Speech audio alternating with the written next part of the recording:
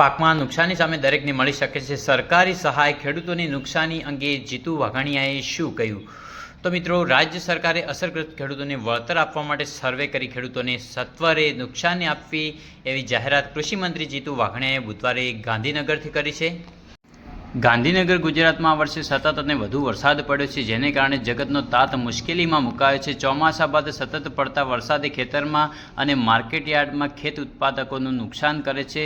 રાજ્ય સરકાર પણ અસરગ્રસ્ત ખેડૂતોને વળતર આપવા માટે સર્વે કરી ખેડૂતોને સત્વરે નુકસાની આપવી એવી જાહેરાત કૃષિમંત્રી જીતુ વાઘાણીયાએ બુધવારે ગાંધીનગરથી કરી છે। શું છે ખેડૂતોને નુકસાન અંગે સરકારનું આયોજન, જાણીએ।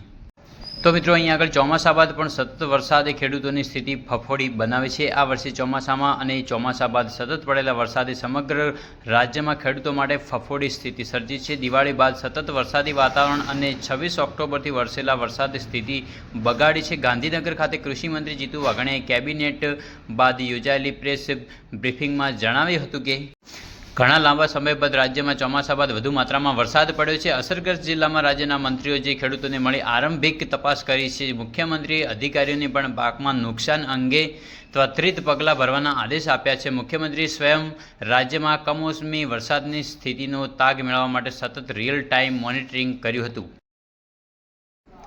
કમોસમી વરસાદની વધુ અસર તાપી, ભાવનગર, ગીર સોમનાથ, અમરેલી અને વલસાડમાં નોંધાઈ છે। રાજ્ય સરકાર આ 5 તાલુકા ઉપરાંત પણ અન્ય અસરગ્રસ્ત તાલુકાના ખેડૂતોને સકારાત્મક રીતે સહાય કરશે। અસરગ્રસ્ત ખેડૂતોની સહાય એ ઉપકાર નથી, એ ફરજનો ભાગ છે, એવું કહેવામાં આવ્યું છે। રાજ્યમાં અતિ વરસાદથી સર્જાયેલી સ્થિતિના કારણે અંદાજિત 10 લાખ હેક્ટરના વાવેતરમાં ખેડૂતોને નુકસાન થયેલું છે। વિશેષ તો મગફળી, કપાસ, ડાંગર, સોયાબીન અને ડુંગળીના પાકમાં સવિશેષ નુકસાન થયું છે। ખેડૂતોને થયેલ નુકસાન અંગે સહકારી સહાય અંગે બોલતા કૃષિમંત્રી જીતુ વાઘાણીયાએ સ્પષ્ટતા કરી હતી કે રાજ્યમાં કુદરતની વિષમ પરિસ્થિતિમાં સરકાર ખેડૂતોને સહાય આપી કોઈ ઉપકાર કરતી નથી, પણ સરકાર ફરજ નિભાવી રહી છે। રાજ્યમાં 23 થી 28 ઓક્ટોબર 2025 સુધીના સમયગાળામાં 249 મિલીમીટરથી લઈને 415 મિલીમીટર જેટલો કમોસમી વરસાદ વરસ્યો હતો। રાજ્ય સરકારે અસરગ્રસ્ત ખેડૂતોનો સર્વે કરી સત્વરે સહાય પહોંચાડશે।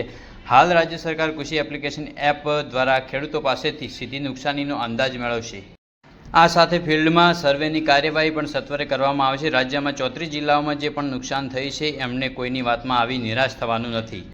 છેલ્લા અઠવાડિયાથી સતત પડતા વરસાદ સામે ખેડૂતો તેના ઊભા પાકના સંરક્ષણ માટે શું કરી શકે એ માટેની વિગતવાર વૈજ્ઞાનિક માહિતી અને ઉપયોગી એડવાઇઝરી નોટ તૈયાર કરી છે। ખેડૂતો એ પુસ્તિકાનો ઉપયોગ કરીને એના ઊભા પાક અને સંરક્ષિત પાક સહિત અન્ય માહિતીનો ઉપયોગ કરી શકે છે। હાલના અંદાજ પ્રમાણે પાકમાં નુકસાનીનો સર્વે 7 દિવસમાં પૂરો થઈ શકે છે। રાજ્ય કૃષિ જીતુ વાઘાણીયાએ પાકમાં થયેલા નુકસાનીને કુટુંબના દીકરા ગુમાવવાની વેદના સાથે સરખાવવા જણાવ્યું હતું। રાજ્ય સરકાર STRFના માપદંડને ધ્યાને રાખી કુલ નુકસાનીના અંદાજના 33% નુકસાનની સહાય આપશે। આ સાથે સરકાર ટોપ ઓફ સર્વે કરી અસરગ્રસ્તોને નુકસાનની સહાય ચૂકવાશે। રાજ્યમાં પાક વીમા યોજનાના અમલ કરવાની કૃષિમંત્રીએ ના કહી। સમગ્ર દેશમાં PM કિસાન વીમા યોજના અમલી છે, પણ ગુજરાતમાં પાક વીમા યોજના બંધ કરવામાં આવે છે। હાલ પાકમાં નુકસાની અંગે જે ચર્ચા જામી છે, ત્યારે પાક વીમાની યોજના ખેડૂતો માટે ઉપયોગી બની શકે એ પ્રશ્નના જવાબમાં કૃષિમંત્રી જીતુ વાઘાણીયાએ સ્પષ્ટતા કરી કે રાજ્યમાં પાક વીમો નથી જોઈતો, એ રદ કરો એ માંગ ખુદ ખેડૂતોએ કરી હતી। ખેડૂતોના પ્રતિભાવના આધારે રાજ્યમાં પાક વીમા યોજનાને બંધ કરવી પડી હતી। પાક વીમા યોજનાના સર્વે અને વળતર અંગે ખેડૂતો અને વીમા યોજના વચ્ચે સંઘર્ષ થયો હતો। ગુજરાત સરકાર માને છે કે કુદરતી આફતોમાં ખેડૂતોને સીધું વળતર આપવું યોગ્ય રહેશે, જેથી ખેડૂત સ્વયં બેઠો થઈ શકશે।